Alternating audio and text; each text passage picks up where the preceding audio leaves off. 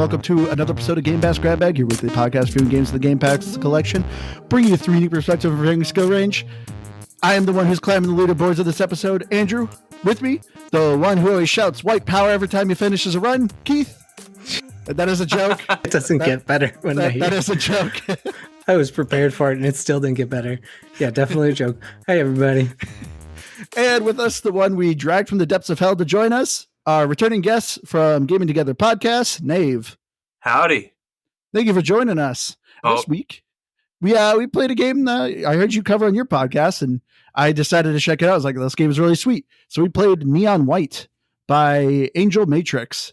Neon White is a first-person speedrunning I already said first-person. It's a speedrunning game where you are running through these very short maps that are essentially time-based. You're trying to get from one point to the other. You got to kill all the demons, do all the objectives, cross the finish line, rinse and repeat. And of course, there is a bit of a story element as well. You are these characters that are being dragged from hell to kind of compete in a heavenly competition. But we'll get into that. But starting off for Gamer Pass. So, Nave, like I said, I heard you guys play this game, and I wanted to check out. I've heard many people talk about Neon White. So I was so excited to see this finally hit Game Pass. And I was like, you know what? Is this game all hype? What is this? And I got to say, this game is a ton of fun.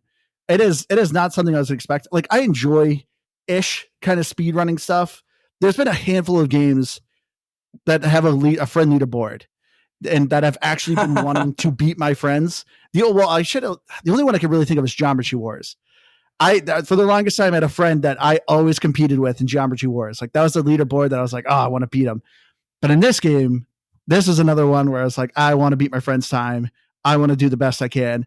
I had a blast with Neon White. This is a super quick game too. Like, there's a few levels that are a bit longer, but for the most part, every level's like 30 seconds long. So this is a ton of fun. I'd give this a definite game. You need to check out Neon White.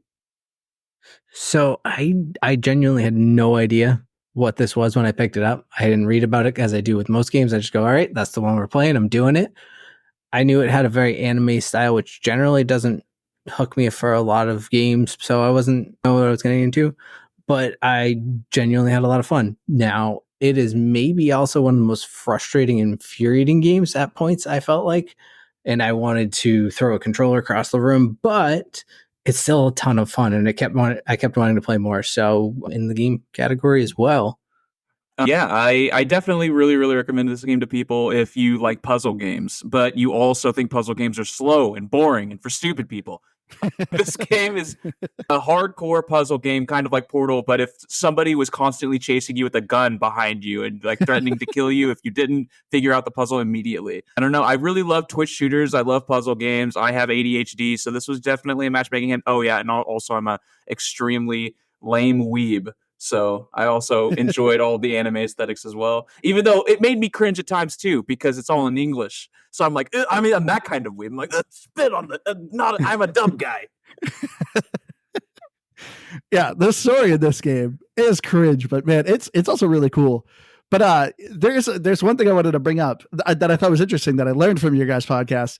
Keith, we played a game. So this is developers Angel Matrix, but this was mostly designed by one specific guy, and we played one of his games before. But playing this, could you guess what game it is? It involves a raccoon.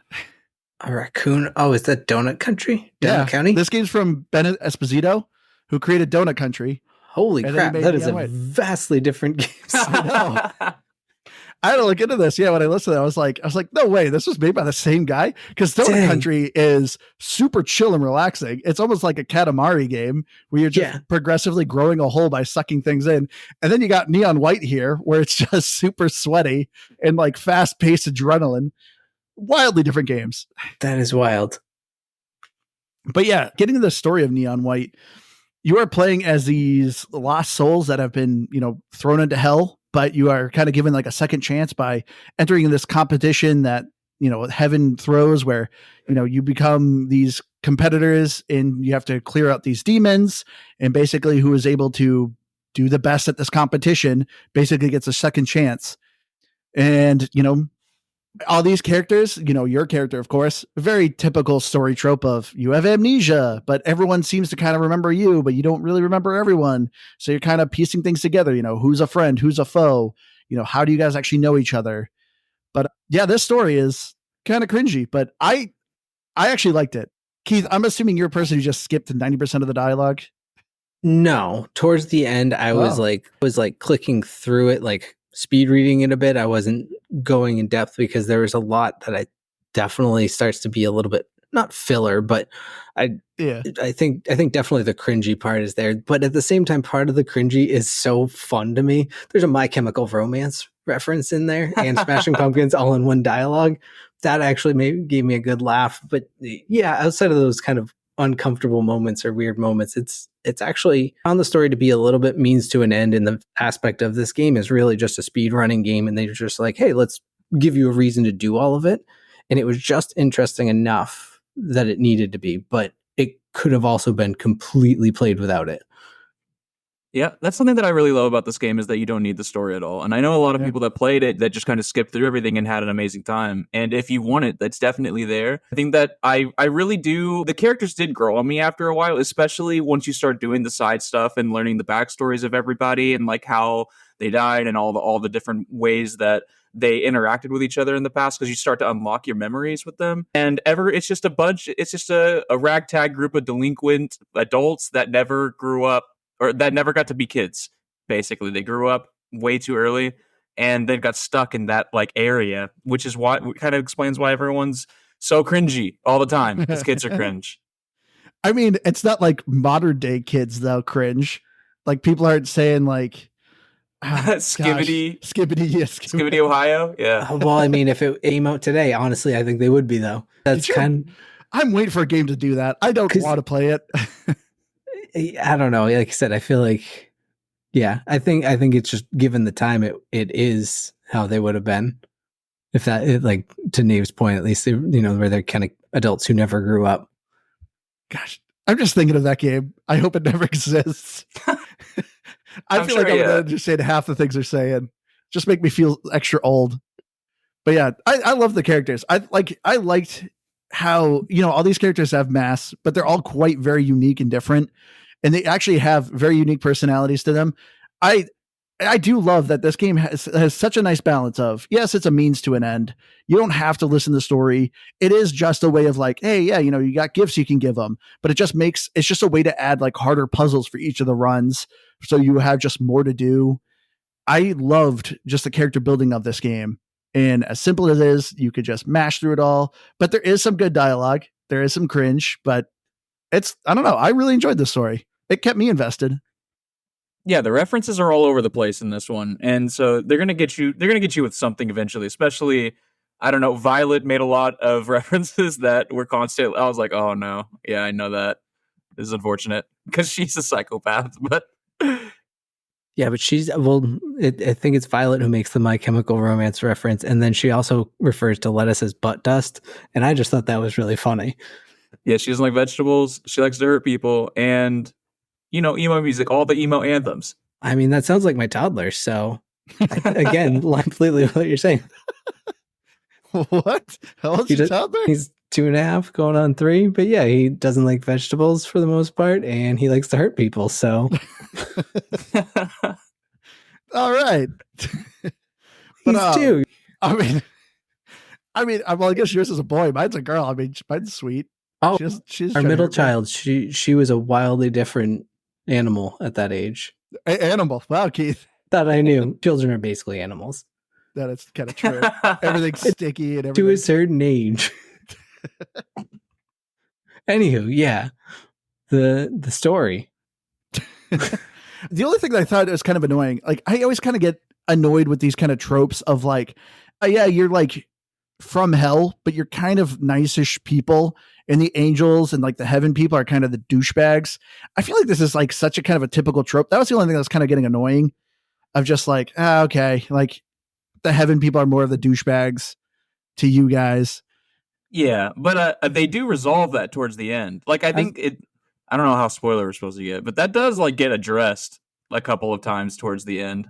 Yeah, I got most of the way through, and I don't know where it ends, but it started to, I think, break into the little bit of the twist towards the ending. I appreciated where it's going, and I think that's where, even though it was a little bit of a means to end, and I didn't have to like dive deep into like a lot of reading to do it. I could, like I said, skim through these these dialogues. It was enough to keep me invested to be like, all right, I want to see where this is going. And just it felt like, because again, it added fun to the game, even though you didn't need it at all, if that makes sense.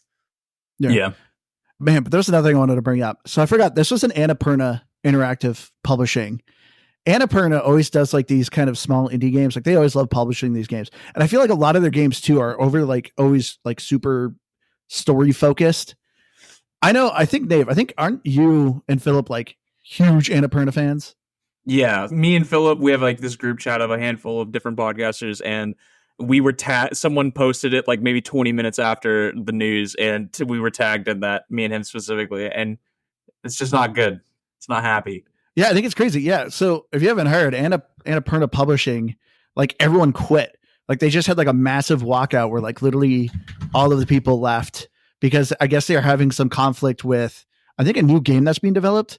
And just like they're having issues with basically management, which no surprise there.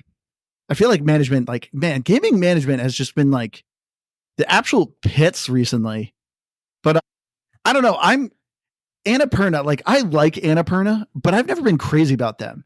Like I feel like we've covered so many games from Annapurna, and I've heard you guys talk on your podcast when you're like, if it has Annapurna on it, you guys are like 100%. Like I'm looking at the games we've played, like I'm looking at their like list, and there was a handful of games where I'm like, oh yeah, that was a good solid one, but then other ones I'm like, I did not care for that. They're very creative, is what I would say, and they're not always hits, but they're almost always like, okay, I'm glad I experienced this at least, like, or at least tried to get through it. Like there's some games like that 12 minutes game that I was like, oh man, I don't like replaying the same part over and over again. It turns out. Yeah. Did you like 12 minutes? It was fine. It was cool at the beginning, but I couldn't figure it out. Like I said, I like my puzzles fast and they make me go. What's really tragic is that like they just made a cooperation agreement with Remedy for Control 2 like 2 weeks ago. Oh, they did? Yeah. So now it's like, what the happens here? Oh, that sucks because I love Control. Well, for what it's worth, in my quick Google search on Annapurna, kind of brushing up on the stories Andrew was talking about, a Reddit thread has told me that Control 2 is unaffected by this. So it has to be true because it's on Reddit. The prophets have spoken. I mean, I feel like Remedy has a decent wallet. Like, I feel like they could do pretty well. If not, I'm sure Microsoft would help them out. Yeah, please. Please, Microsoft, jump in. I remember our very first game we ever did our podcast was actually an Annapurna game. That was Ashen. See, that's the thing is I'm looking at the list now too. And so What Remains of Edith Finch, that game still sticks with me. Yeah, same. Donut County, again, nothing overly deep, but it was kind of a fun game for what it was, and it had a fun little story. I remember not liking Outer Wilds, but I feel like I need to replay it because it shows up in every roguelite or like thread I ever see, and people are like, you have to play it because if I understand, like thinking back on it, it's almost like a Tunic type of game, right? Like it gives you nothing, and you just have to figure it out. Yeah. That was one of our first negative reviews was you and Liz not liking Outer Wilds. And now I think if I were to go back and play it, I don't know, maybe I wouldn't have a different opinion, but I want to give it another shot someday. I mean, they published Sayonara Wild Hearts as well, which is like one of my highest rated. I'm ranking a tier list for all the games I've beaten in 2024, and that is a game I've probably beaten like 40 times at this point since I got it last year. Well, it's only like an hour and a half long. It's like an album. It's basically just a playable album. And so it's only as long as like a normal album, and it's really, really good, and it's awesome and creative. And I always show it to people and force them to play it. It's a great time. Forcing people to play video games, always a great time. Yeah. Oh yeah, they did the Artful Escape. I did not care for the Artful Escape. That game literally put me to sleep. Yeah, me too. The game came out on my birthday, and I was like, sometimes those games on my birthday are great. Like Space Marine 2 came out on my birthday this year, and it was great. So I'm like, really I'm extra angry at the Artful Escape. Oh, well, happy belated birthday. Oh, thank you. It is very close to that. Oh yeah, probably. I think our most recent one then was probably Cocoon then.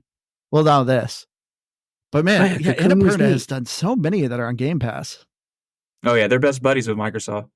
So I'm curious, like what this strike is going to mean. Like, That's the thing. It's not even a strike. It's people straight up quit.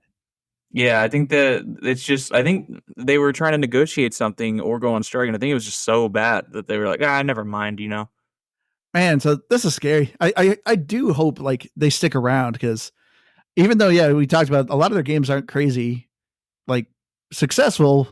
I do love, now that I think about it, I never realized I actually do kind of like Annapurna Studios, because I feel like in my mind, I always just remember Ashen. I liked Ashen, but I know because of that, my wife, that's one of her most hated games that we've ever done.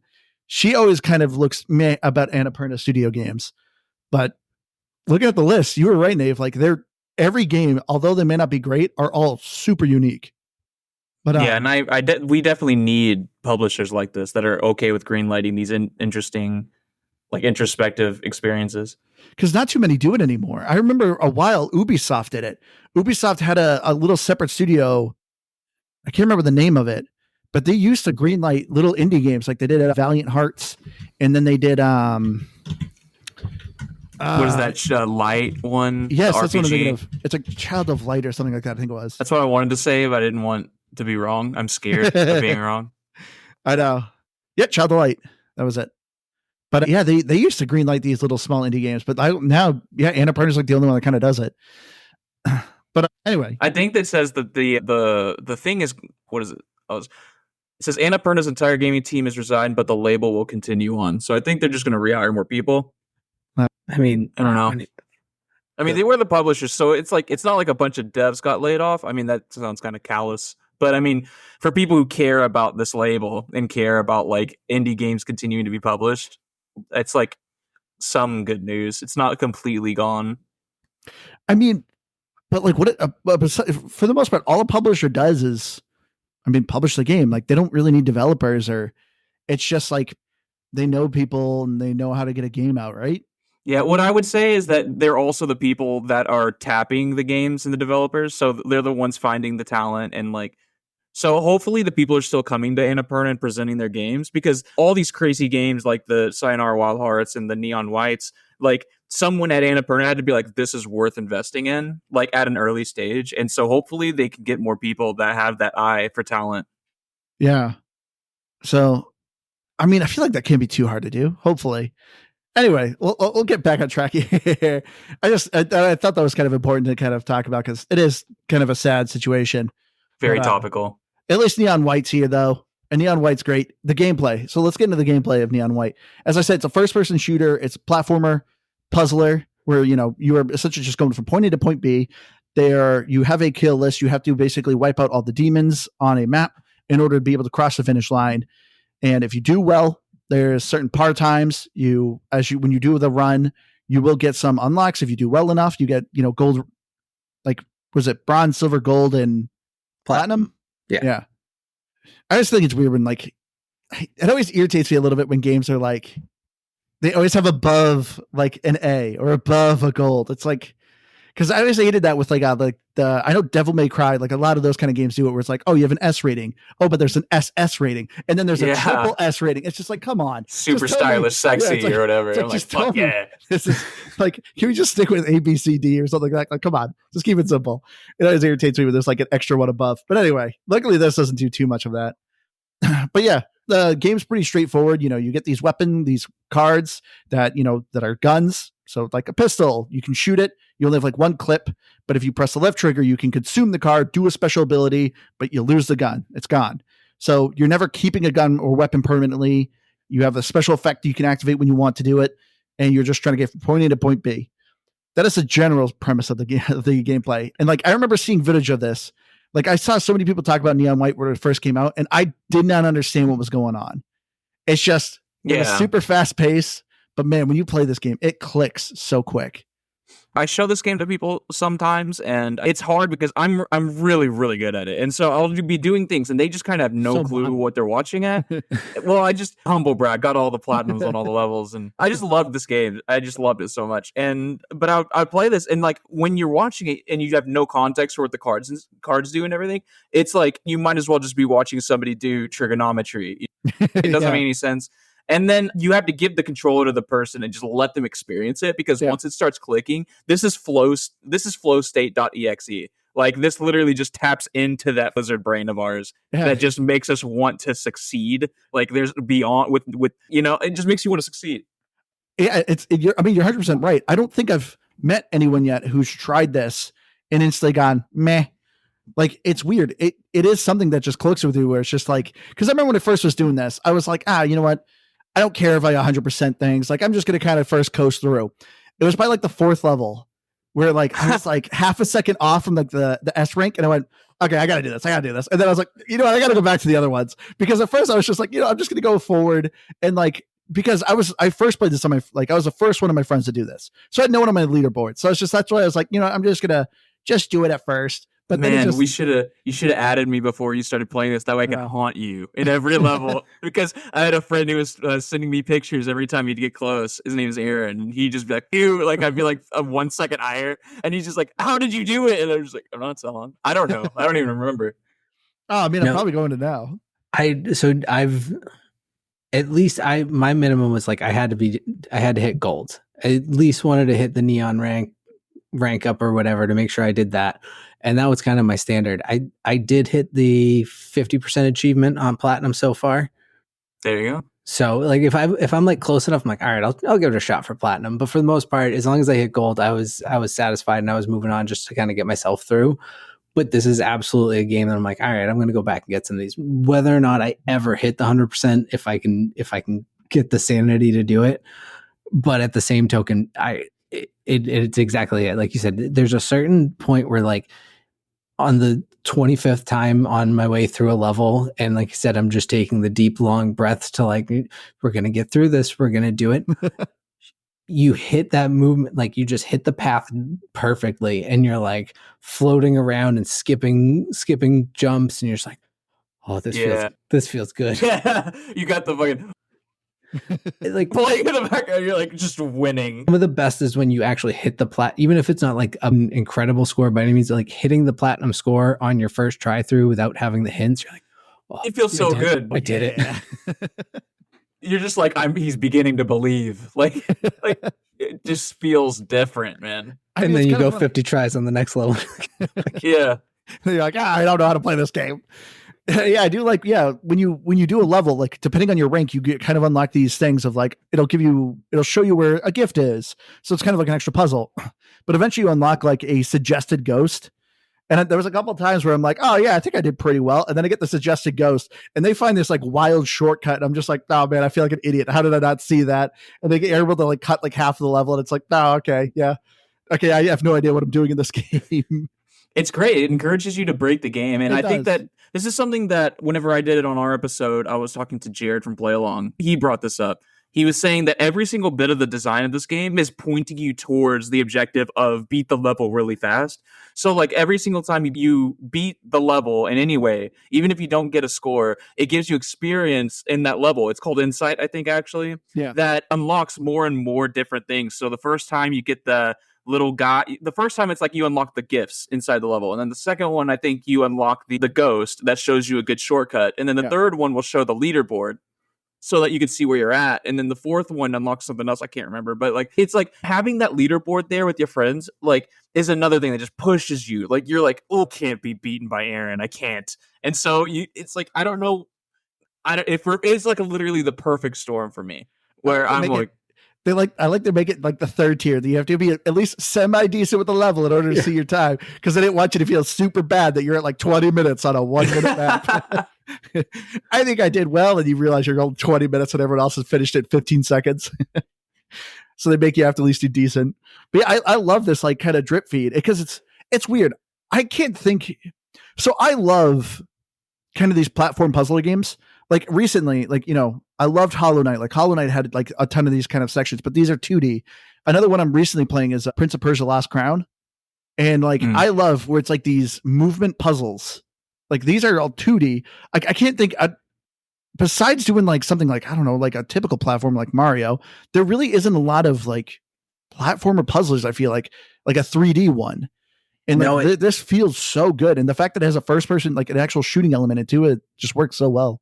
But what's weird to me too, like, and it makes sense to the degree of it's about speed running, but even though 2D versus 3D, for whatever reason, maybe it's just because it's one of the most, like, my most beloved games for it is Ori. And like, I just Which is have another these 2D. exactly. And so it's like, it's not the same at all, but in my head, kind of like Nave was saying, like, you just, that flow state of when you get it right, you're just like, oh, this just feels perfect. And that's, I think, what was making me like it, because I typically don't like very twitchy games. I just tend to get, I can't do it.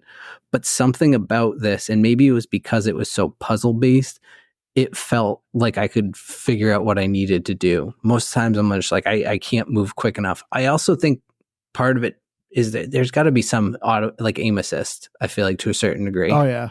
Yeah, I think there is a little bit. And it's good, done well enough that, I don't know, it didn't make me feel like that was where I was struggling. It was more about figuring out the puzzle that I was struggling. Yeah, and I think what's really important is that you have a bunch of like demons that are attacking you the whole time you're playing, but none of them are ever fast. None of them attack fast. And so it's like you're not dying because the demons snuck up on you like in Doom Eternal or something. You're dying because you got lost and confused for a second and you got turned around, and then all the bullets that were slowly floating at you just hit you all at once. Like, you just, because you were standing still looking around. Like, I think Which is everything. such a slap in the face when that happens. Yeah, I mean, I don't know if you guys ran into the mimics yet, because they're pretty late in the game. But those things were the bane of my existence. Like, I was like, oh, I'm so good, until you put a mimic in front of me and I'm going to shoot it and not jump and I'm going to die. And I'm like, oh, okay, well.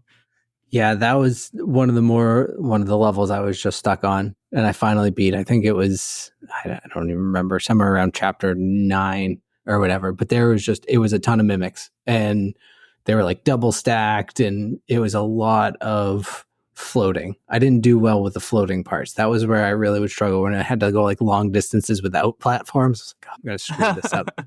Because inevitably I just get too nervous about halfway through, and then I do something stupid. Just try it again. We know what we need to do. Did you guys ever go back for any of the gifts? Because you have to beat the level at least once to unlock gifts. And the gifts are what unlock the side content. Because when you bring gifts back to the bar to a different character, you will unlock dialogue, or you'll unlock a memory, or you'll unlock a literal challenge that is like part of their like character. So like if you do it for Violet, you have these runs where you don't have any weapons and all the walls are in floor are lined with spikes. So you have these tiny little platforms to land on, and you can only use your abilities going through. And like if you do it with Yellow, since he's like a big dum-dum, you can't use the abilities of the gun. So it's literally like running through Doom Eternal for a second, like just for a small little level.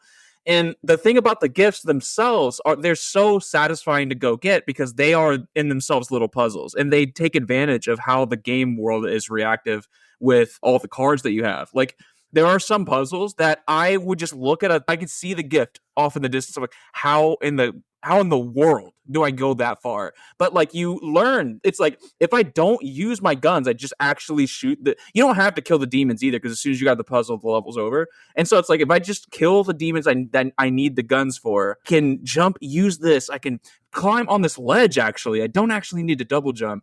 Also, I don't need to dash across there, because that balloon over there I could fall down. It's like, you start to see the matrix. That's exactly what the game wants from you. And I loved stuff like that. It made me, I only had to look up like 2 or 3 of them, because I was just truly flabbergasted. I was like, and then even then it's like, you just need to do what you think you got to do, but perfect. Like, you had to be perfect about it. And I'm like, oh, that's the worst, but okay. And I don't know. That's what I love about this.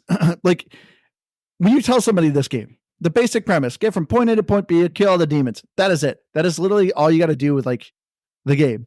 But like, it is literally just a layer of onion. Like, it's like an onion layer of just, there's so many different aspects of this, of finding new puzzles, finding ways to break the game. Like, yes, you can just do the basic of going from point A to point B. You can have terrible times and complete the game, probably not break that big of a sweat. But it's just, if you really want to enjoy this game, like, there's so much you can do with it. It's crazy how good of level design this game has. Yeah, so I started out, and I think through the first 3 chapters, that's where I was like, I'm going to hit every platinum, and I'm going to get every gift, and I'm going to do all of those things. So I got through, I think, like 2 side quests for each character that you can do. And just the thing about the side quests that I thought was really cool is they're almost tutorials to the game, and like how you're supposed to really utilize these mechanics, even though the puzzles are completely different because they're very hyper focused. And in a way, they even kind of, Nave was actually saying this, like Yellow, it's like you can only use the weapons because that's how he is. Like they were storytelling elements while being truly gameplay at the same time. And I think that's again where I didn't love the story, but going back to it just a little bit, it actually kept me a little bit more invested because even the gameplay fit it. Do you stop for a second? No, my dog is just freaking out. No, it's fine. She has a separation anxiety, so I mean, hopefully she stops. That's fine. I can edit it out. I mean, again, I think my kid walked around half the episode saying we were on with you guys. Yeah. I think your dog's all right. Really see his hand in the video, like touching. Yeah, they see me threatening my dog for the listener just over and over again, turning around and pointing at her aggressively. It's animal abuse, aggressive pointing. She's very sad. I will say the one thing that was kind of a little disappointed in this game, there was no custom creation maps. Like map editor. Yeah. That's the word I'm looking for. I don't know why I struggle with that. I think I bet it's on Steam. I bet there's a Steam workshop for this. If not, I bet there are just mods on their own. Because this just seems perfect for that. Let me go look this up while you're talking. Because it's going to take a second. My Steam's being slow. I was trying to look it up too. I didn't see any. But yeah, I feel like this game would have been great with it. Like this is kind of going to be my one big complaint, I think, with the actual gameplay of it. There was another one I was thinking. I was like, I think it would have been kind of cool if I could maybe customize my starting weapon. But then I thought about it and I was like, that's a kind of a completely different game, because then it would frustrate me because it's like, you have to use this card for this level if you want the best time. So I'm actually kind of glad this game literally lacks customization. It literally gives you the puzzle pieces and you just need to do it. And it puts everyone on the same playing field. Because that was like because I first got excited because like you're leveling things up. And I'm like, cool, like, does this mean I get to unlock things or upgrade the cards? Does like a card have more use or besides just a one-time ability? Like, no, it's literally just kind of playing through and you just got the puzzle pieces that you have. And I really like that. I looked in the Steam community and it's just like 50 people throughout the past like 4 years going, please add a Steam level editor under this game. Please, God. So people are asking for it. Yeah, see, I think a level editor would be fine. I think like you were saying, Andrew, I don't want people building out some like meta of like you start with this weapon and like that's the best way and only way you're supposed to do this or whatever. So I like that aspect of it, but I think an actual like custom level designer could be fun, and then people set their own times on their own maps. I'm not saying I wish it was there, like customizing your character, because that was one of my first thoughts I said, but then I was like, no, that's a different game. I mean, maybe they could add some skins. Maybe you could be a Call of Duty guy. They could do some crossover that way. Play as Nicki Minaj.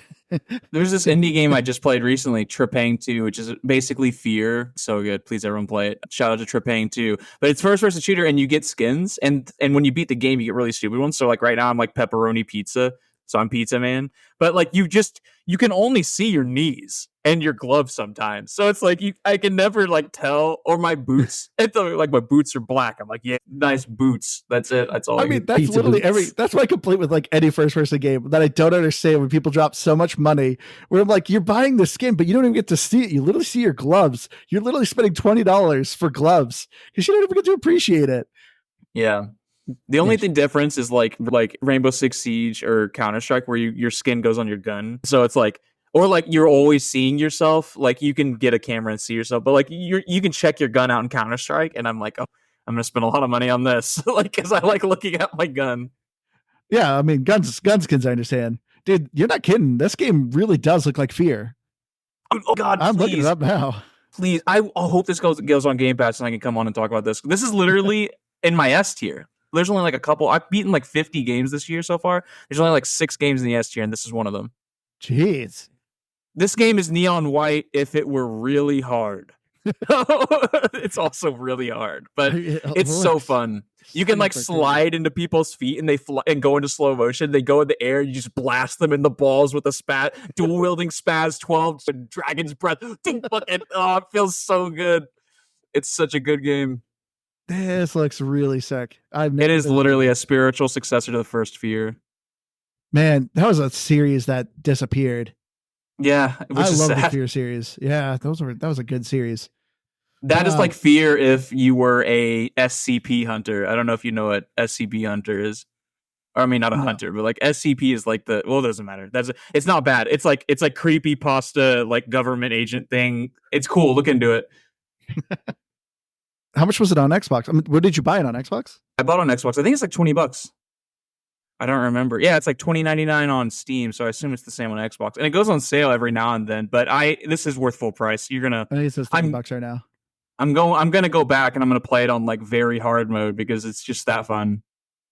Oh no, the digital deluxe version's cheaper. That's $21. Well, there you go. Oh, it might be on sale right this moment. Oh man. Anyway, you're going down a rabbit hole. Dude, yeah, this game looks so sick. I'm sorry, but I gotta proselytize about Trepang to you. I gotta spread the word. I mean, we're in a first person kick now with Neon White, so it's just kind of like this was like kind of perfect then. Yeah, it's actually, now that I think about it, Keith, it's been a while since we've done a first person game. Not really. We've done Call of Duty. I mean, I guess first person puzzle. Mind. I mean, that's Call of Duty though. Otherwise, I suppose, yeah. But anyway, I don't know. Is there much more to talk about the gameplay on Neon White? I mean, no, not really, unless you don't talk about the guns or the water. The water was interesting. Like running on the water, it makes you super fast, which is like literally like helps you path. You know, you're like, oh, if I can go that way, I can go this way and jump and then dash through that and get onto more water. Like it's like don't touch the lava. You know that games kids play on the couch, except the opposite lava. Yeah, you want it so bad. See, but that was, I mean, I don't want to say my problem, but then like when there was levels that I didn't, that's when I felt slow. Not in a bad way. Like it wasn't so slow that I was like, this is unplayable. But I was like, man, I just, where's the water? Give me more water. I need to like speed through these levels going. But there's so many levels where like you get the balloon demons that you bounce through and they bounce you up and you have like 8 of them in a row and then a ledge at the top. And I'll like, because I'm going so slow, when I go fast and min-max speed and then I'll dash like half a second too early and just hit my knees on the ledge and it falls straight out. Yeah, that's infuriating. So that, yeah, I mean, and again, and it's one of those, it's a skill issue and I recognize it. And that's where I always get more mad. I'm like, this is my fault. This is my fault. This is not the game. This is my fault. But man, those are the moments that I'm just like, I think I hate this. I think I hate this so much. And then I would actually make it the next time. I'm like, oh, this is awesome. Okay, one more level. Let's keep going. Yeah, Neon White 2 definitely needs a little clamber, maybe, if you're like, because it's like in a first-person game, hitting your toes on something never feels good. So you're just like, oh god, if it was me in real life, I would have lifted my legs up or something. I mean, I agree and disagree though, because like when you're doing that, like this game's all about speedrunning. If you're doing a clamber, like that's gonna be like what, half a second to a second, possibly adding to your time. Yeah, but it's better than just falling off the cliff. Yeah, when you can see the exit in front of you and you're just yep, we're just gonna have to do this all perfect again. It's so easy to do perfect, so I'm gonna do that. I don't know if I'm trying to think it like it's probably more frustrating in this as opposed to like we were referencing obviously like the 2D platformers.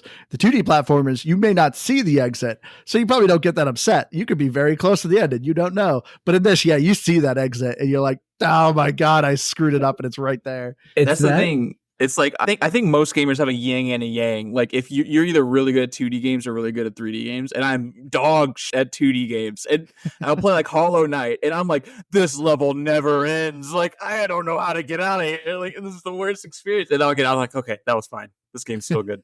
But like not being able to see in front of you, and you dash forward into a spike, and I'm like, god damn it, this wouldn't have happened to me if I could see. Yeah, I agree. I think even worse than seeing the exit and knowing how close you were is getting to the exit and then you look up in the top left corner and it says one demon.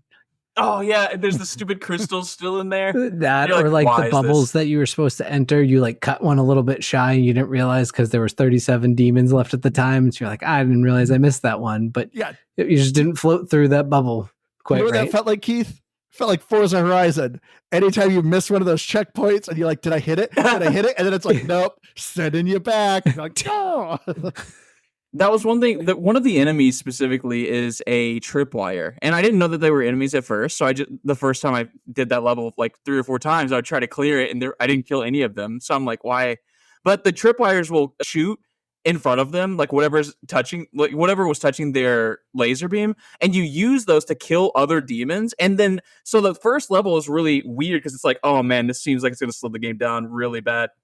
And it ends up making the game so much faster because now you're only hitting the tripwire one time and it's blowing open the door down the street and around the corner. And it's like they're doing chain. That one level where they're snaking around, like you just shoot one tripwire and there's 800 of them snaking around you and you just got to race it to the end. I just play that one for fun sometimes because I just to warm up. Yeah, that's exactly it. Like it adds a whole nother level of speed to it, and you're just like, because I think the platform, it blows up that platform. So if you don't hit it, and you're just watching it explode as you jump on. Well, you jump and you just fall, like looking up at it. I'm so excited for you guys. I don't know if you guys are gonna keep playing. Sounds like Keith might, but when you get to the last like chapter, the requirement to kill all the demons is taken away. And the levels get insane because they just populate every orifice with demons, and you're just like, "Oh my god, how do I get out of here?" Like it's so fun. Hell. Yeah. Well, sometimes it's like you're using them.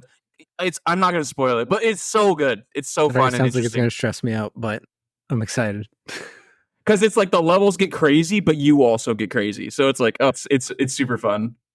See, I think this is so crazy about this game. Like, I feel like listeners probably listen to this, like it probably doesn't sound that good because it is a speedrunner game. And I feel like anybody generally out there in the world is like, I don't care to be a speedrunner, but just the way the level designs of this game is just so good that as soon as I felt like I picked up the controller and I played this, I was like, it's so simple and slow. And it just slowly drip feeds you the mechanics, teach you what to do. And just, it clicks so well. And then you're just kind of like, okay, I can do better. This is such an odd game to kind of talk about, because I feel like as someone who has not experienced or seen Neon White, it's just as soon as you pick it up, you're going to instantly hit that endorphin and it's going to click with you. There's something about it too, because I kept thinking about this. You remember the Talos principle? Yeah. It was a game where like, it's frustrating. Well, because in part of it, I remember one of my biggest gripes was like, hey, every time we introduce like a new mechanic, a new tool you can use, that's all you're going to do. And so it's just like, all right, how do I use this tool?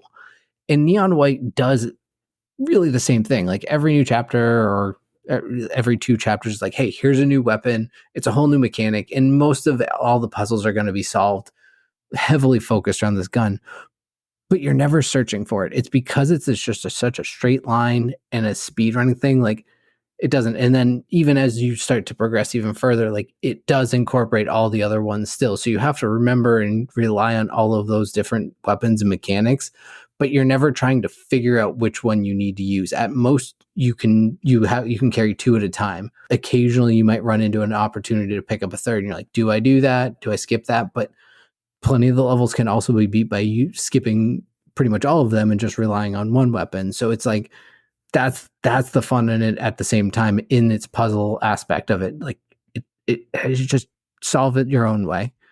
I also want to point out before we jump away from the gameplay and everything that the visual design is amazing, and not because I like the aesthetic, which I think the aesthetic's really cool too, but the visual design, everything is so plain, and the enemies they stick out instantly, and the type of enemy, all of them pass the silhouette test. You can always instantly tell what kind of enemy it is, what it's going to try to do to you, and if you kill it, what the weapon is it going to drop, because that's how you get your weapons usually. Either they're scattered about like power pellets in Pac-Man, enticing you to go over there and grab them, or they're inside of an enemy that is using a similar ability that the weapon uses. Yeah. And so it always, like, you instantly will walk into a room and make your own path like Jason Bourne. You're going to look at all the cameras, and you're going to look at the exits, and you're going to look at what direction the wind is blowing and if Mercury's in retrograde, and you're going to instantly have all that knowledge because everything is so simple, but it also so it conveys the information, but it also is stylish, which makes you want to continue to play. Yeah, 100%. It's crazy. I don't even think about that, but like the way when you put it out, it's just like, yeah, you're 100% right. Just like, because like that's always the difficult part too. A lot of times with like puzzle games, sometimes it's kind of like, well, where am I going? What am I doing? And in this, it's just so simple. Of like, the enemies kind of essentially are a runway for you. Just like that, gotta follow the enemy line. There you go. It reminds me kind of, it's definitely got some inspiration from Sonic the Hedgehog. You know, Sonic like homing missiles into enemies and just goes faster and faster. Like, so you're encouraged to just keep doing it, even if it stalls you. It keeps you in one spot, and you don't have to kill the enemies. Most people will just sit there and kill the enemies anyway, just because it's silly.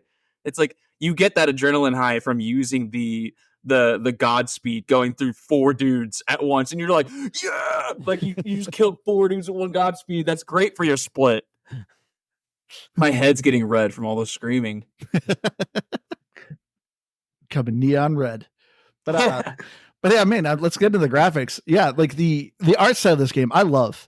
Like it's a lot of basic colors. It's just very bright whites, bright darks, like bright blacks, bright red. Everything is just like one kind of tone color, but it's so visually striking. And then, the demons, of course, are just these black kind of mob looking creatures. So they're super easy to spot. But I loved the aesthetic of this game. It just, it's almost kind of relaxing a little bit, even though like what you're doing is not relaxing at all. And you're just constantly screaming and like sweating. But I loved it.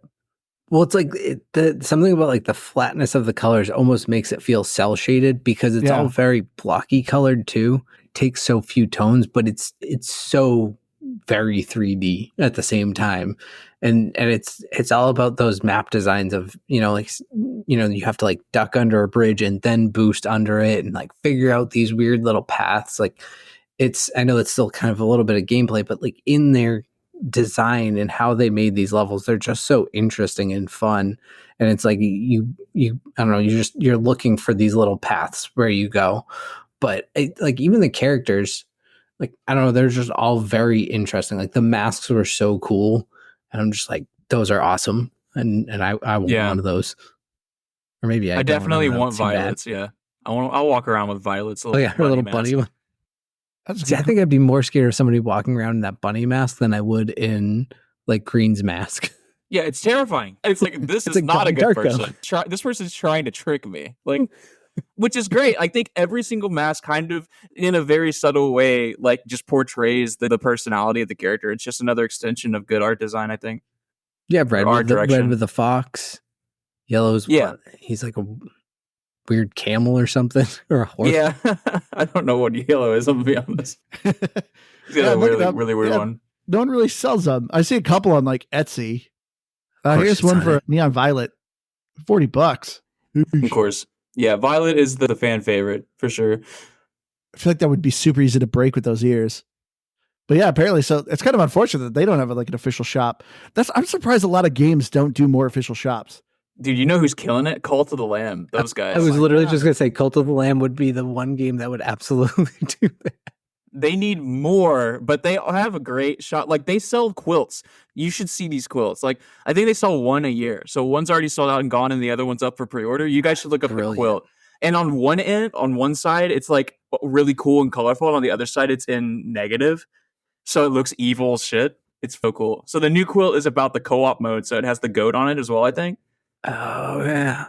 See, this is what I don't get. Like, this is such an untapped market that I don't get. So like, I also don't get why Annapurna. So Annapurna to me is here it is like, in the chat. Sorry, it's like the indie studio, for video games.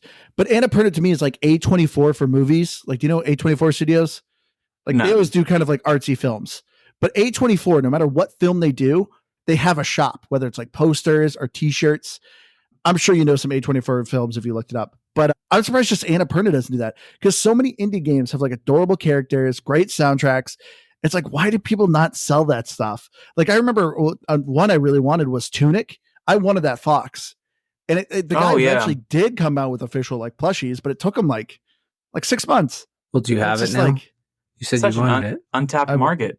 I'm actually, hold on. Let me see if they still sell them, because maybe I'll get it right now, Keith. Calling you out, Andrew. I think it's so interesting too, because I've never really been much of a collector, but I have slowly started collecting things. Like I have the Cult of the Lamb vinyl over here. I probably showed it to you guys already, because I'm always pulling it out and going, oh, look at this cool thing I got. But it's like a double vinyl with like really awesome art all over it. And I just love Cult of the Lamb so much.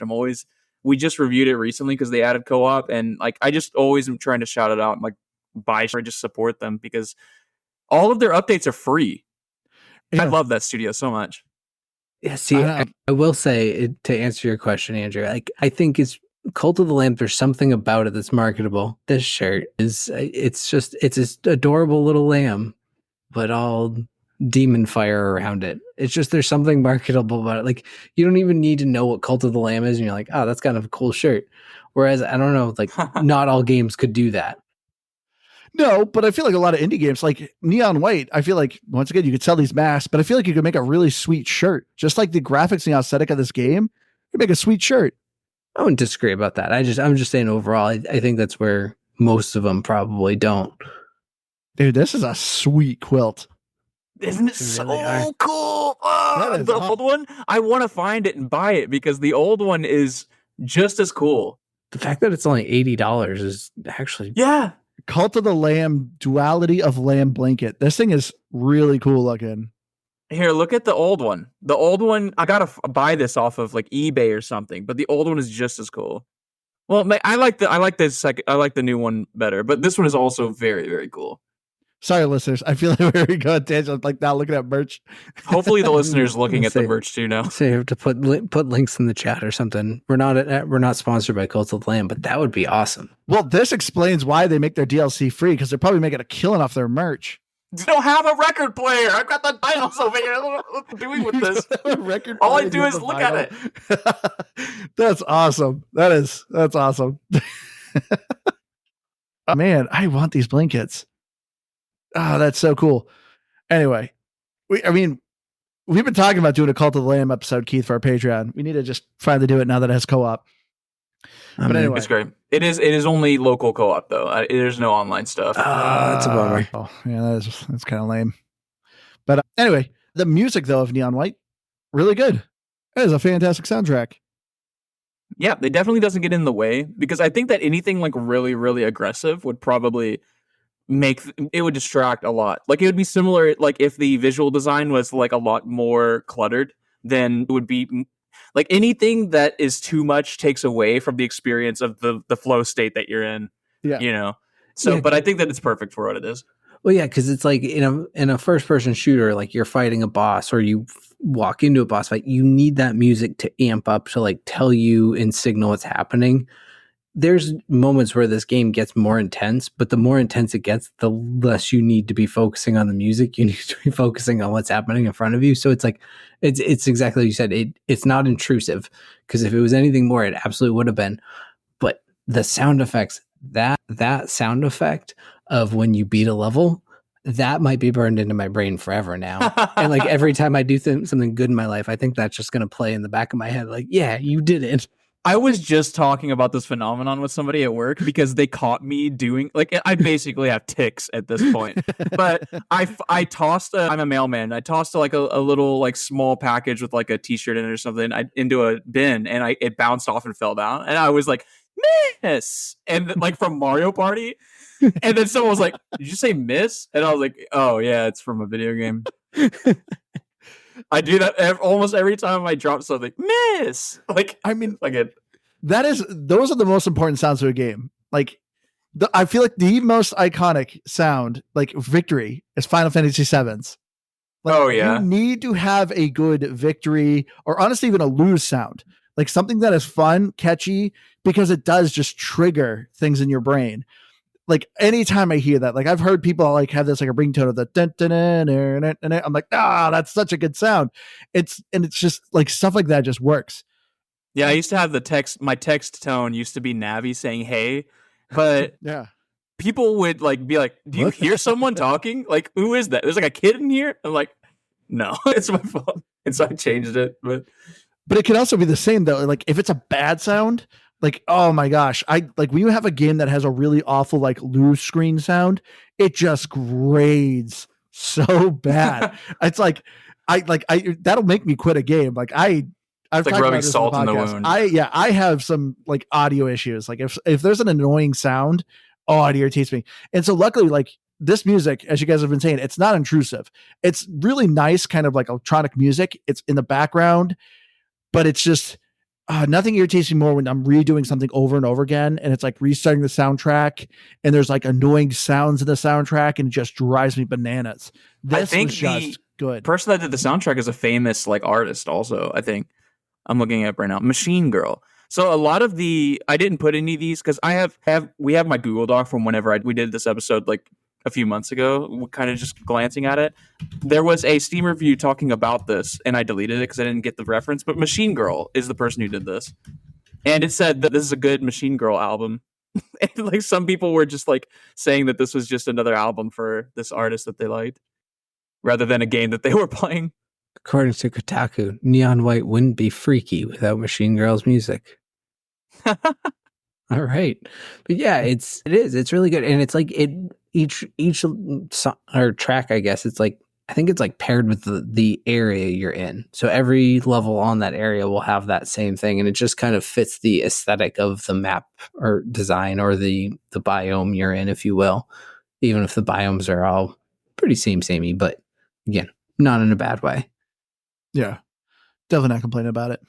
The dialogue, actually, speaking on the audio, while the dialogue is cringy, I thought the voice acting was pretty good. Like there were points I was actually listening to it because part of the cringiness is I don't know, they get into just these weird moments of like going back into their past time when you're like adding that emotion of the voice to it. Like the voice acting was more than even above serviceable, I would say. It wasn't like the best I've ever heard, but it was actually good. The main character is Spike Spiegel from Cowboy Bebop. Sorry, I just completely blanked out. Okay. I don't. And he is literally just doing Spike's voice. So yeah, now that you say that, I 100% see that. I mean, that's awesome though.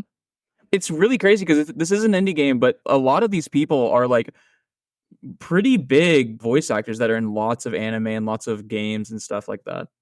Like the character for the character for Violet does voices in Final Fantasy VII, the Rebirth, but they're like additional voices. They're like background voices of Diablo. So Diablo 4, like you've heard these people in the background of like these games that you're playing.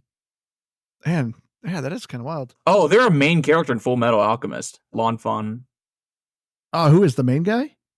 No, the girl who did Violet.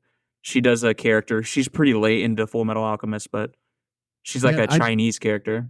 I just was actually watching that too. I actually used to. That was one of the few that I was like, I actually got into back at least when like it was Cartoon Network. Yeah, that's how. I think that's how Animation most Domination, of us. is that what they called it? Yeah, and I think it was also in Adult Swim. No, Animation Domination is Fox. Right. Yeah, but yeah, Adult Swim. Duh. So yeah, when they Toonami, there we go. But that would always come in after Adult Swim, wasn't it? Or was that one? Or was it might have been Adult Swim actually? Because Full Metal Alchemist, I think, always had blood in it. And Toonami was mostly like DragonAll Z was like the hardest it went.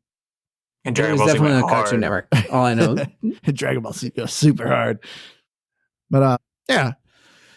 Then I guess kind of finishing up here, the achievements for Neon White are pretty good. Yeah, no. You don't like them?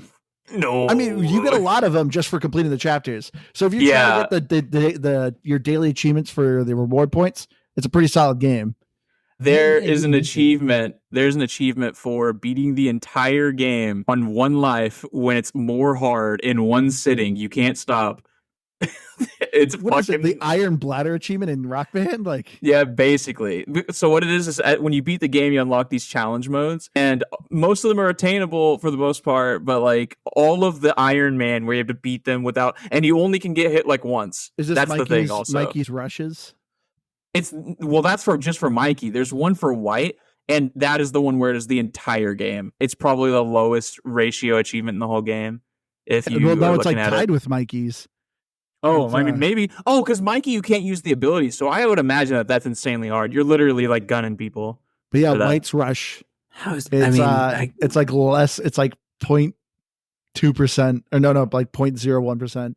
I was legit like under the delusion that I am going to get all the achievements in this game, and then I looked at the like guides for the White one, and they're like, "Hey, you should probably like settle down and go do yellows or violets or someone else's before you do this." And then if that was hard, then you're not going to be able to. Yeah, because even those are at least like those at least have like a 3%, 4%. So like those are at least like they're semi manageable. Yeah, And so the only ones I don't have any of the rush achievements, and I don't have.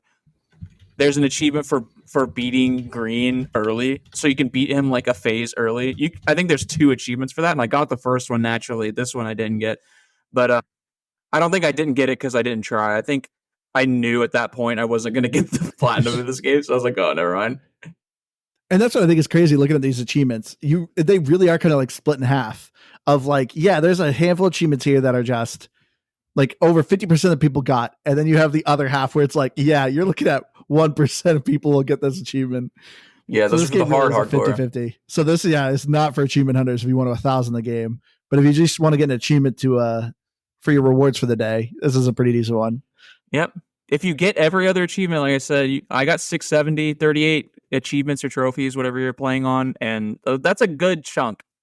If you want to, and it's satisfying because it's got you going back and doing all the ace medals on everything. It's got you going back getting all the backstories because you're giving gifts to everybody, and it's like there's a lot to do, and it's not that bad. I did it all in like 4 days, so it's like it didn't get old. I wanted to keep playing at some point.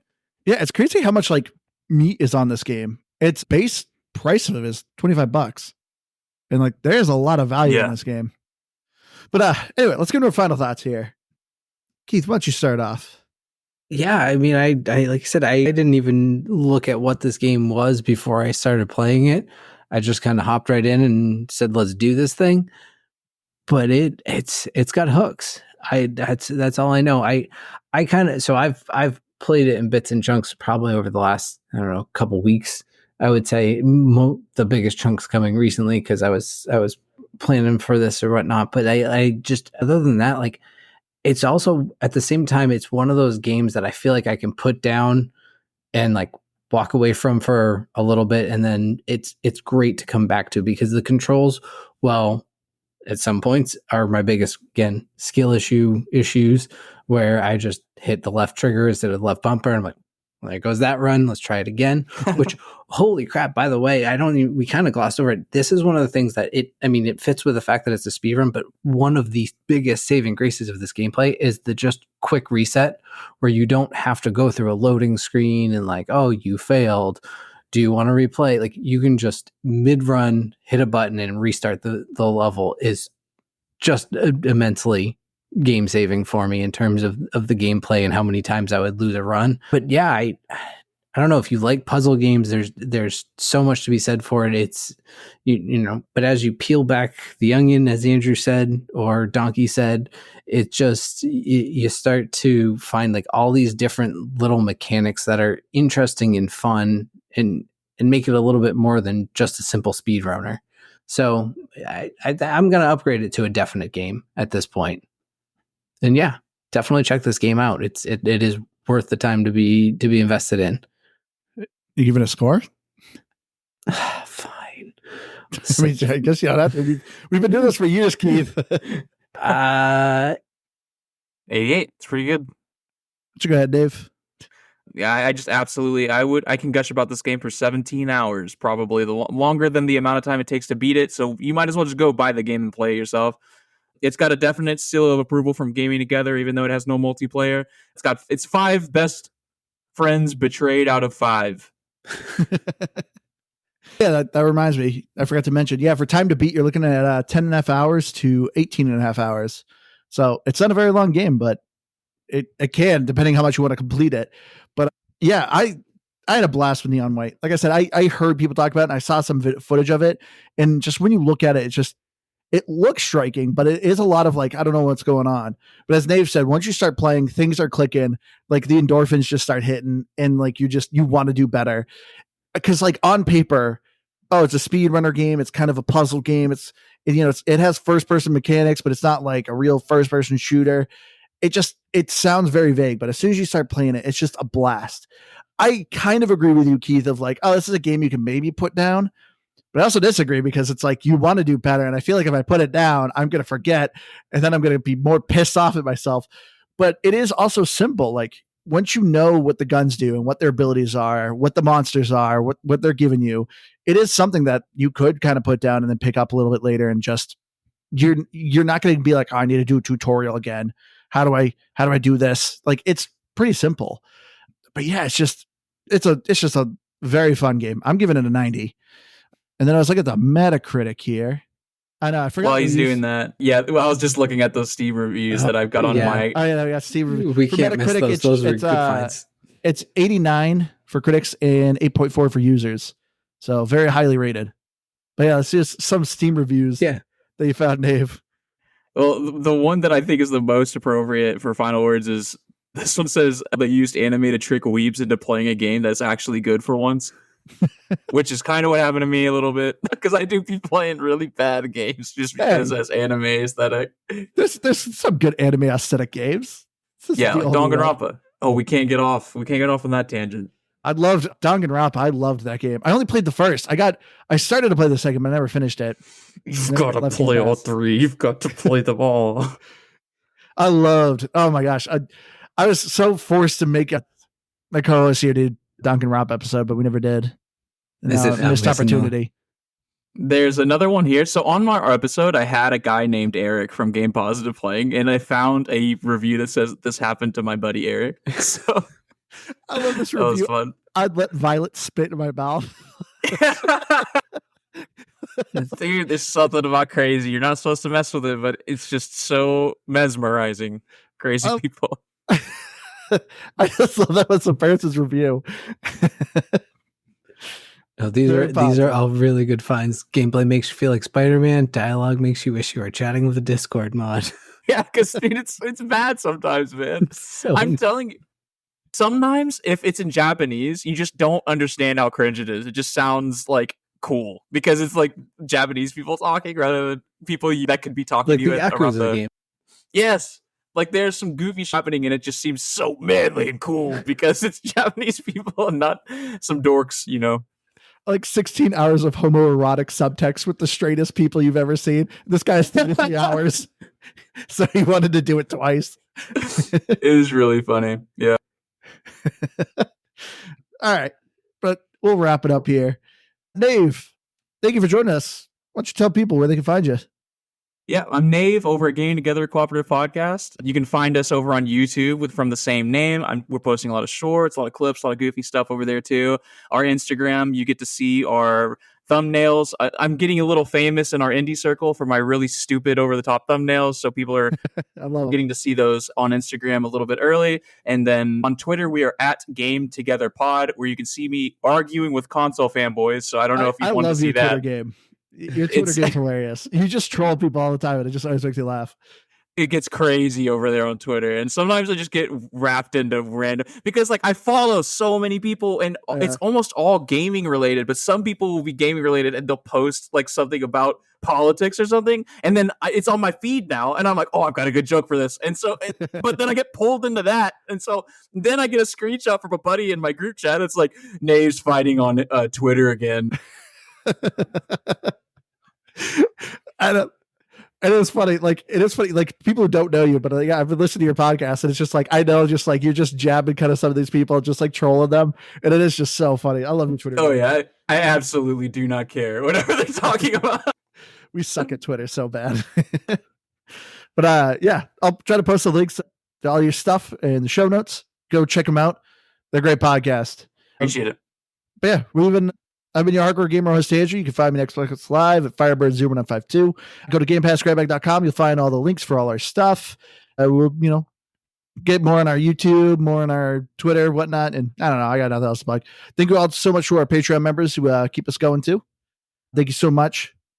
Also, to plug our show we did together, Exoprimal. If you guys want to hear me and Andrew and Keith, and also my co-op partner, who's not around right now, but Philip, he was on that episode. And then Keith was also on for Call of Duty Modern Warfare 3, which was not a glowing review. So if you want to hear me be angry, which I'm totally capable of doing.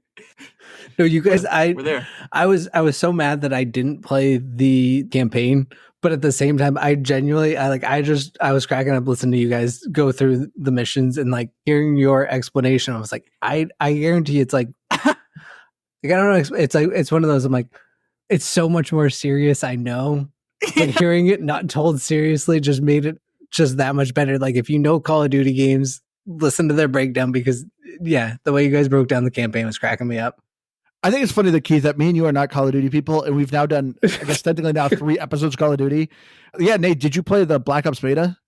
No, but so whenever I know I want to play a game, because that's coming to Game Pass, so I'm definitely going to be playing it day one, I go on media blackout. So I'm like, okay, no more. Blinders. I don't want to know anything else. So I didn't play the beta. I mean, I saw a million videos of people dolphin diving. That was unavoidable on Twitter. There's some funny videos of that. Oh, and of course, the meat shields and people making people do it. Yes. Things with them. That was pretty funny. Oh my God. Yeah, it's actually pretty fun. Yeah, I was surprised how much fun we actually did. I can see myself picking it up when it comes out. Well, again, day one Game Pass. So yeah, I'll be on Game Pass playing it day one. Is what I'm getting at. Hell yeah, I'll be around. You guys, we all have each other added. I think. Yeah. Wait, do I have Andrew added? I don't know. Do you? I don't think so because me and Keith played together on Call of Duty. That's why we're at Call it. of Duty with you. Yeah, I think it was, but I think I invited Oh, Andrew right. just right into the party. Whereas like I had sent you my gamer tag. Yeah, I think we were just in a party together and we didn't add each other. I was drunk that night too, so I definitely would have forgotten. Yeah, that all checks out. That all checks out. I mean, anytime you're playing Call of Duty, you got to drink a little bit. You know? That's the only way to do it. Take the edge off. All right, but thank you all so much for joining us. We'll see you again next week. Bye.